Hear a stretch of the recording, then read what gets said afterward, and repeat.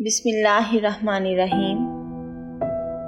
معزز سامعین، اصحاب الاخدود کے بارے میں مفسرین کا اختلاف ہے کہ یہ کون لوگ تھے اور ان کا کیا واقعہ تھا۔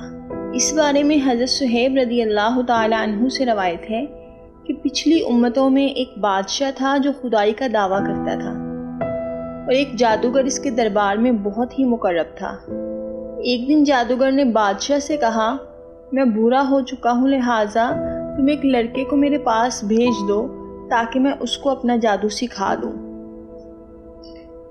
بادشاہ نے ایک ہوشیار لڑکے کو جادوگر کے پاس بھیج دیا۔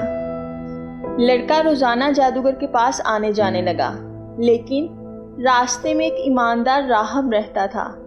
لڑکا ایک دن اس راہب کے پاس بیٹھا تو اس کی باتیں لڑکے کو بہت پسند آ گئیں۔ چنانچہ لڑکا جادوگر کے پاس آنے جانے میں روزانہ راہب کے پاس بیٹھنے لگا۔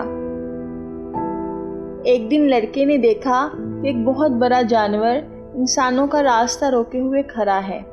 لڑکے نے یہ منظر دیکھ کر اپنے دل میں کہا کہ آج ہی ظاہر ہو جائے گا کہ جادوگر افضل ہے یا یہ راہب۔ چنانچہ لڑکے نے ایک پتھر اٹھا کر یہ دعا مانگی، یا اللہ، اگر تیرے دربار میں یہ مذہب جادوگر سے زیادہ مقبول و محبوب ہے تو اس جانور کو اس پتھر سے قتل کر دے۔ یہ دعا کر کے لڑکے نے جانور کو پتھر سے مار دیا تو یہ بہت بڑا جانور ایک چھوٹے سے پتھر سے قتل ہو گیا اور لوگوں کا راستہ کھل گیا۔ لڑکے نے راہب سے یہ پورا واقعہ بیان کیا تو راہب نے کہا کہ اے لڑکے، خدا کے دربار میں تیرا مرتبہ بلند ہو گیا ہے، لہٰذا اب تو ان قریب امتحان میں ڈالا جائے گا، اس لیے کسی کو میرا پتہ نہ بتانا اور امتحان کے وقت صبر کرنا۔ اس کے بعد یہ لڑکا اس قدر صاحب کرامت ہو گیا کہ اس کی دعاؤں سے مادرزاد اندھے اور کوری شفا پانے لگے۔ رفتہ رفتہ بادشاہ کے دربار میں اس کا چرچا ہونے لگا تو بادشاہ کا ایک بہت مقرب ہمنشین جو اندھا ہو گیا تھا اس لڑکے کے پاس بہت سے ہدیہ اور تحائف لے کر حاضر ہوا اور اپنی بصارت کے لیے دعا کا طالب ہوا۔ تو لڑکے نے کہا، اگر تو اللہ تعالیٰ پر ایمان لائے تو میں تیرے لیے دعا کروں گا۔ وہ ایمان لایا اور لڑکے نے اس کے لیے دعا کی تو فوراً اس کی آنکھیں آ گئیں۔ وہ دیکھنے لگا اور بادشاہ کے دربار میں گیا تو بادشاہ نے پوچھا کہ تمہاری آنکھوں میں بصارت کیسے آ گئی؟ تو مقرب ہمنشین نے کہا کہ میرے رب نے مجھے بصارت عطا فرما دی۔ بادشاہ نے غضبناک ہو کر کہا کہ میرے سوا بھی تمہارا کوئی رب ہے؟ اس نے کہا کہ ہاں، اللہ تعالیٰ میرا اور تیرا دونوں کا رب ہے۔ بادشاہ نے اس کو طرح طرح کی سزائیں دے کر پوچھا کہ کس نے تجھے یہ باتیں سکھائی؟ تو اس نے لڑکے کا نام بتا دیا۔ پھر بادشاہ نے لڑکے کو قید کر کر اس کو اس قدر مارا پیٹا کہ اس نے راہب کا نام بتا دیا۔ بادشاہ نے راہب کو گرفتار کر کر اس سے کہا کہ تم اپنے عقیدے کو چھوڑ دو، مگر راہب نے صاف صاف کہہ دیا کہ میں اپنے اس عقیدے پر آخری دم تک قائم رہوں گا۔ یہ سن کر بادشاہ آگ بگولا ہو گیا اور اس نے راہب کو 2 حصوں میں کاٹ دیا۔ اس کے بعد بادشاہ نے اپنے مقرب ہمنشین کو بھی 2 حصوں میں کاٹ دیا۔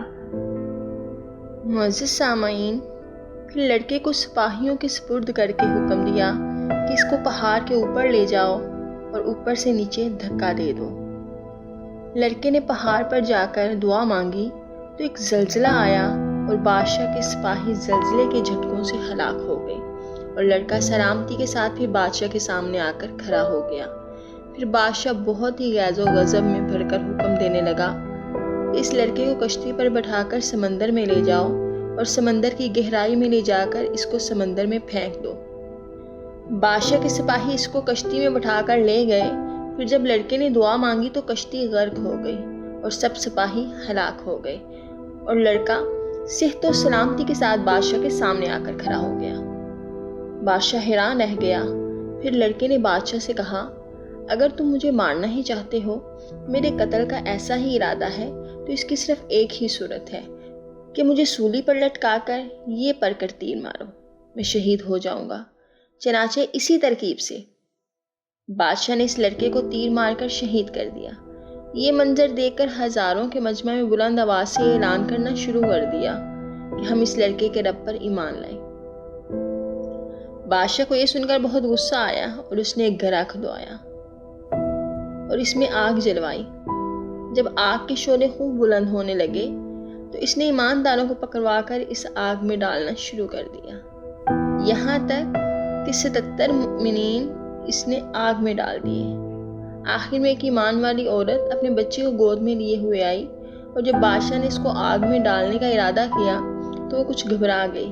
تو اس کے دودھ پیتے بچے نے کہا، اے میری ماں، صبر کر، تو حق پر ہے۔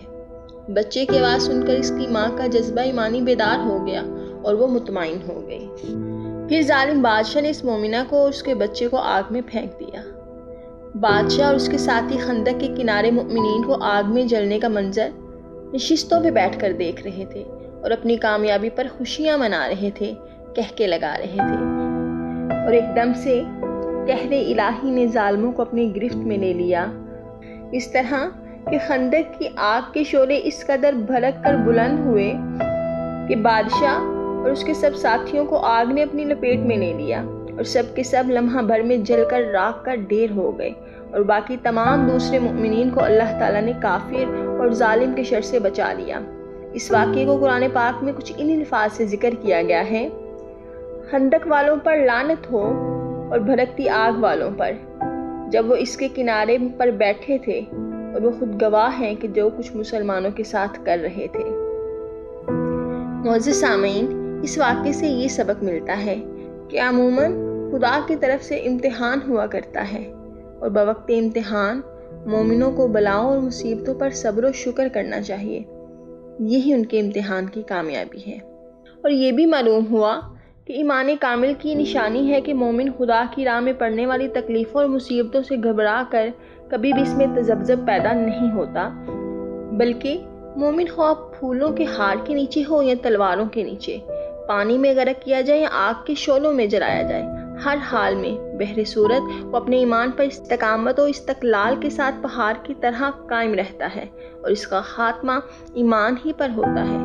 یہ وہ سعادت عظمیٰ ہے کہ جس کو نصیب ہو جائے اس کی خوش بختیوں کی معراج ہو جاتی ہے، اور وہ خدا اور رسول کی بارگاہ میں وہ قرب حاصل کر لیتا ہے کہ آسمانوں کے فرشتے اس کے اعلیٰ مراتب کی سربلندیوں کے مداح اور ثنا خواہ بن جاتے ہیں۔